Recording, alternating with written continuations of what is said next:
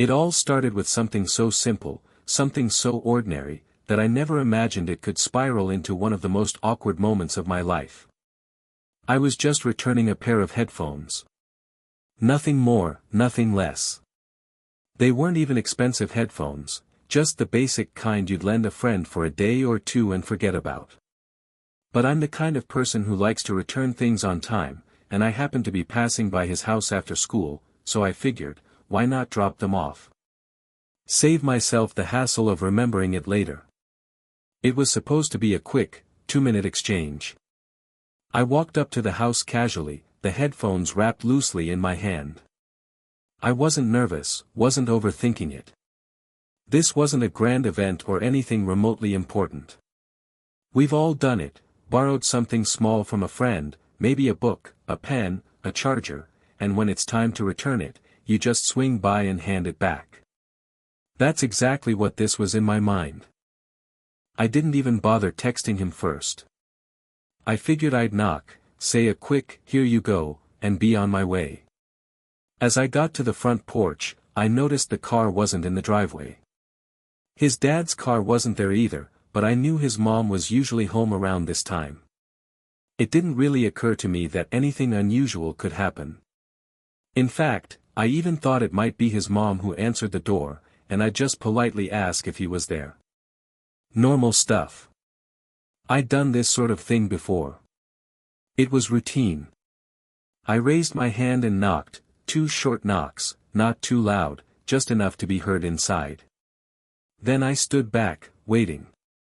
The kind of waiting where you casually glance around the yard, not really paying attention, expecting to hear footsteps or maybe see him walking up. Nothing happened right away, and for a second I wondered if anyone was home at all. I started to think maybe I should just leave the headphones at the door and text him later. But before I could make up my mind, I heard soft footsteps approaching. The door opened. And that's when it all changed. Standing there wasn't my friend. It wasn't even his dad. It was his mom, and she wasn't dressed like she'd just come in from shopping or from the kitchen. She had a towel wrapped around her, her hair damp and pulled back, and she was holding the door open with a look of slight surprise on her face. It wasn't shock, more like she hadn't expected anyone at the door and had just quickly answered before thinking twice. I didn't know where to look. My brain registered about 100 thoughts at once, but none of them were helpful. I wasn't even sure if I should say something first or wait for her to speak. I could feel the headphones in my hand, suddenly heavy, like they were some forbidden object I wasn't supposed to have.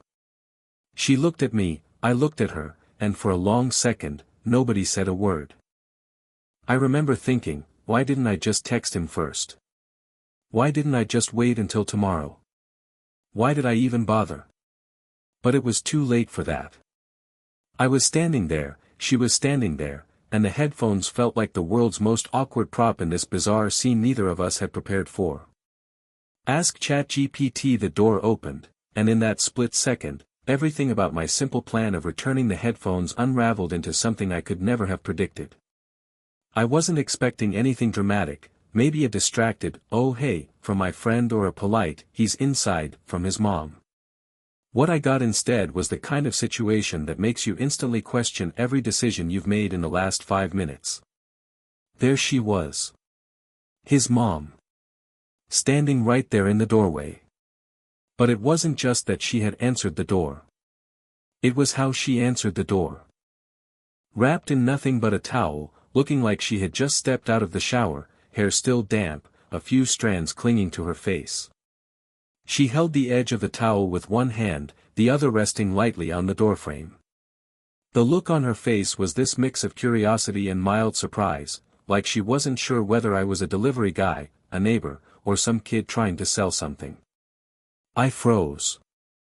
My brain couldn't quite process the scene. I think I even blinked a couple of times, wondering if I was seeing things. There was no way this was actually happening. I had knocked on plenty of doors before, had friends' moms answer before, always in regular clothes, the usual casual attire.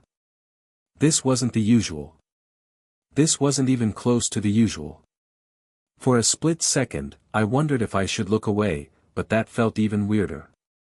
I couldn't just turn my head like I was ashamed or guilty when I hadn't done anything wrong. But at the same time, maintaining eye contact felt risky. What if she thought I was staring? What if I actually was staring without meaning to? I tried to keep my expression neutral, casual, like this was the most normal thing in the world, like people answered the door in towels every day. Inside, though, my mind was doing somersaults. I wasn't prepared for this. No one's ever prepared for this. It's not something they teach you how to handle. There are no YouTube tutorials on how to react when your friend's mom opens the door in a towel. I stood there, clutching the headphones like they were some kind of shield. My instinct was to just hand them over and mutter something about dropping them off for her son, but even that felt loaded now, like any move I made would make the situation worse. She gave a little polite smile, the kind adults give when they're trying to figure out what's going on but don't want to seem rude. I could tell she wasn't panicked or embarrassed, not yet, anyway. Maybe she thought I was a stranger. Maybe she thought I was here for something important. That thought hit me next. Was I supposed to explain who I was first? Was I supposed to introduce myself and explain the headphones? Did she even recognize me? I could feel the heat creeping up my neck, the awkwardness building by the second. Everything around me seemed unnaturally quiet, the street, the yard, even the faint sound of a TV inside the house. The whole world felt like it had hit pause on everything else, just to let this bizarre moment stretch on a little longer. I tried to remind myself that this wasn't my fault. I didn't do anything wrong. I didn't barge in, I didn't show up unannounced with bad intentions. I was just a kid returning a pair of headphones. A completely harmless, normal thing. But try telling that to the part of my brain that was now convinced I had stepped straight into a scene from some awkward sitcom. The moment stretched out in a strange, frozen kind of silence. Neither of us moved. Neither of us spoke. It was as if we both hit some invisible pause button at the exact same time, caught off guard by a situation neither of us had expected. I stood there on the doorstep, clutching the headphones a little tighter than necessary, and she stood in the doorway, hand resting against the frame, towel secured around her like she wasn't entirely sure whether to stay put or step back inside. In my head, I imagined how this was supposed to go. I knock, someone opens the door, I say, "Hey, I'm just dropping these off," they take the headphones, thank me, and I walk away. That's it. Quick, simple, uneventful. But instead, here I was, face to face with my friend's mom, dressed in the last thing I expected, and neither of us making the first move. The awkwardness felt like a thick fog hanging in the air between us. I could practically feel it settling on my shoulders, making it impossible to decide what to do next. I could see her eyes flick down for a brief second, probably noticing the headphones in my hand, and then come back up to meet mine. Not in a glaring way, not even suspiciously. More like she was trying to piece together who I was and why I was standing there. I wondered if she even recognized me. Sure, I'd been over a few times before, but it's not like we'd ever had a full conversation. Maybe I was just another face in her son's long list of friends. Maybe I looked different when I wasn't in a group or when I wasn't half hidden behind a backpack. I opened my mouth to say something, anything, but nothing came out. My brain couldn't seem to connect to my mouth. Words lined up in my head, "Hey, I'm just returning these," or "Is he home?" But none of them seemed right. Every possible sentence felt either too casual or too formal, too weird or too abrupt. I stood there, stuck in a silent staring contest with this woman who, by the look on her face, was waiting for me to explain myself. I don't know if it was the shock of the moment or the fact that my mind couldn't decide on the safest thing to say, but I found myself frozen, like a statue on her porch. The kind of frozen where even breathing feels too loud, where you're hyper-aware of every tiny movement you make. I didn't shift my weight. I didn't fidget. I didn't glance away. I just stood there, holding those headphones like they were glued to my hand, waiting for something to break the awkwardness. She didn't look angry. She didn't look embarrassed. She didn't even seem in a hurry to close the door. If anything, she looked curious, mildly confused, maybe, but curious. Like she was giving me a chance to speak first, as if it was my move in some strange, silent game of chess. I kept thinking, any second now, one of us will say something, and this weird little standoff will be over. But seconds kept passing, and nothing happened. The silence wasn't hostile. It wasn't tense. It was worse than that. It was heavy with that unbearable kind of awkwardness that only shows up when two people are caught off guard in a way that leaves neither of them sure how to act.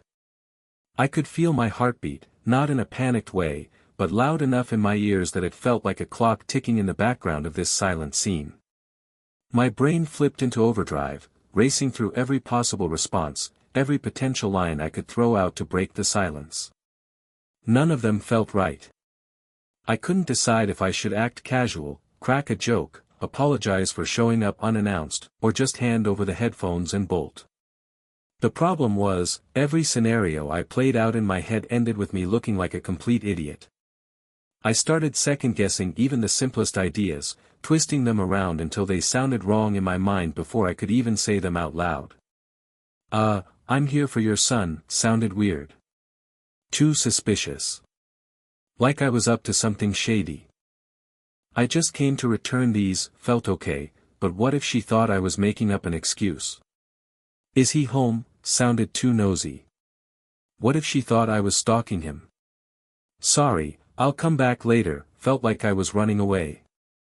It was like my brain had suddenly turned into this terrible scriptwriter, throwing out lines and shooting them down faster than I could even consider saying them. Every second that passed made it worse. The longer I stood there without speaking, the more awkward it felt. And the more awkward it felt, the harder it became to pick a sentence that wouldn't make things even weirder.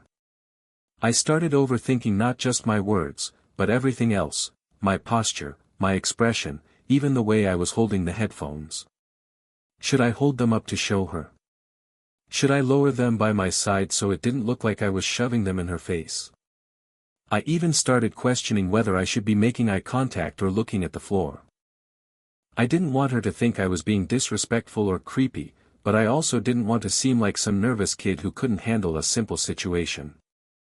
It was like I was trapped inside my own head, stuck in this endless loop of overthinking every little thing. For a brief second, I imagined how this must look from her side. A random kid shows up at her door, stands there clutching headphones, says absolutely nothing, and just stares at her while she stands there in a towel.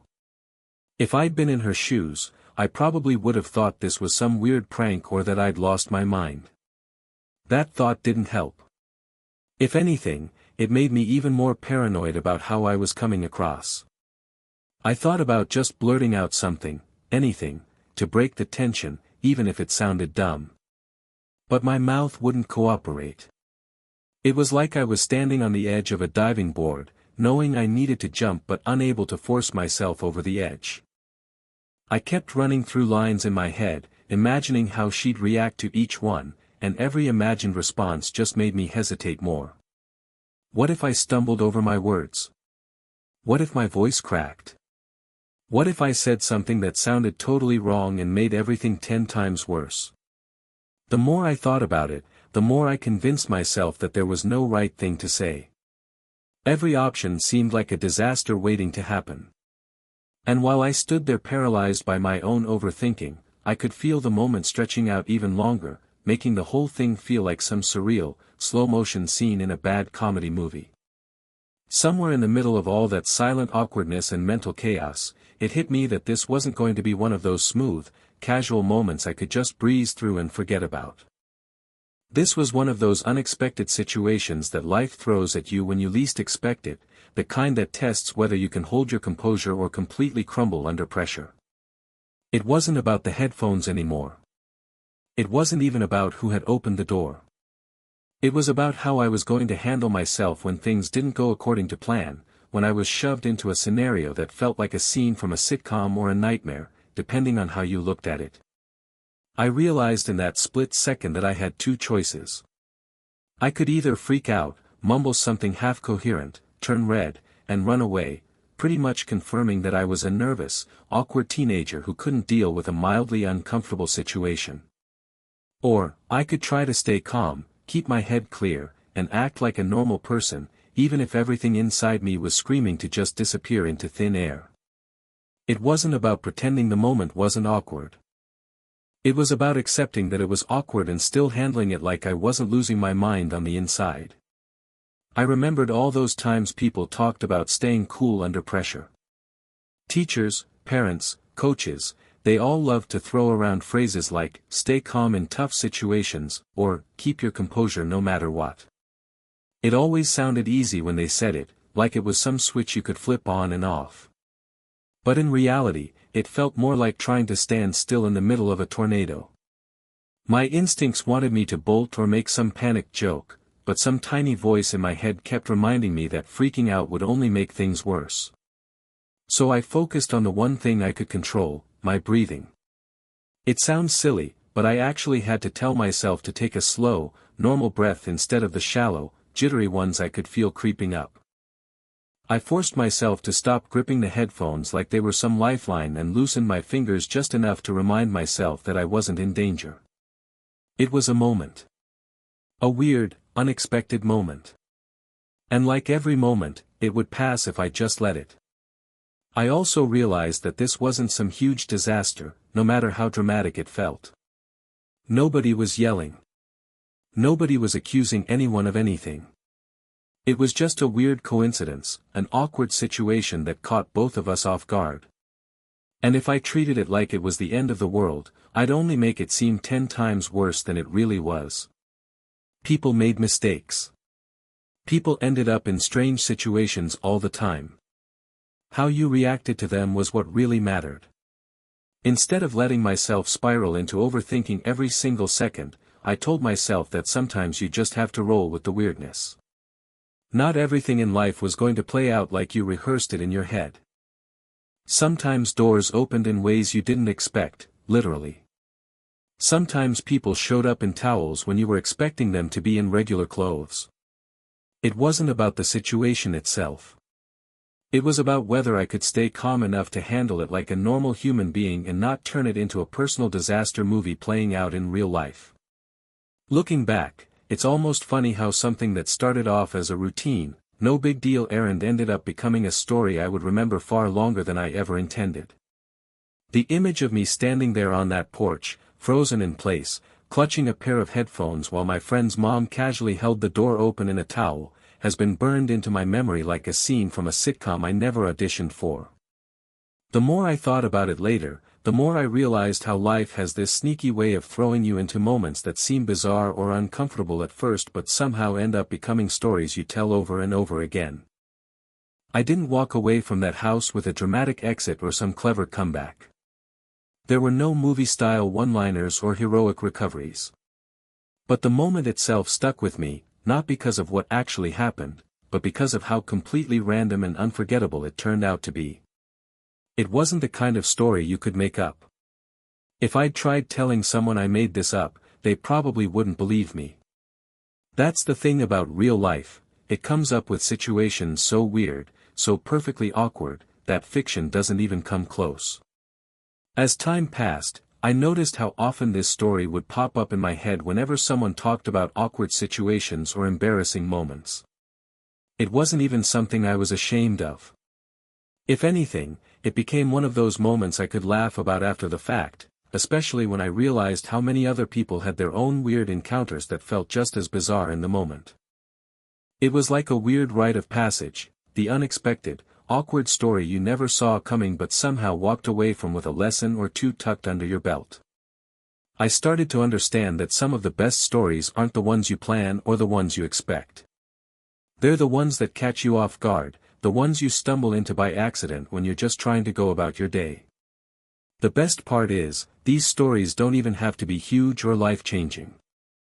Sometimes it's the small, random moments that stick with you the longest.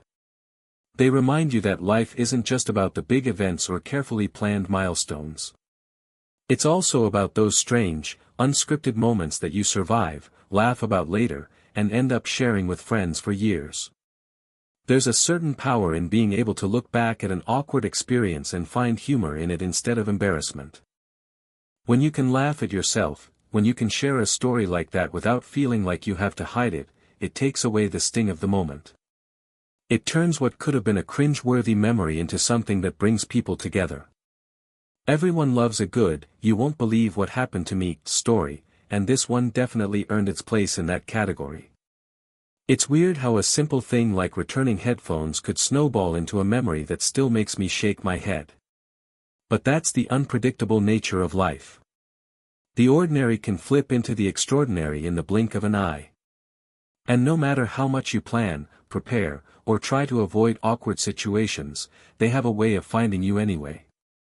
The important part is how you carry those moments afterward, whether you let them make you feel awkward forever or you take them, own them, and maybe even make someone else laugh when you tell the story. Tools ChatGPT can make mistake.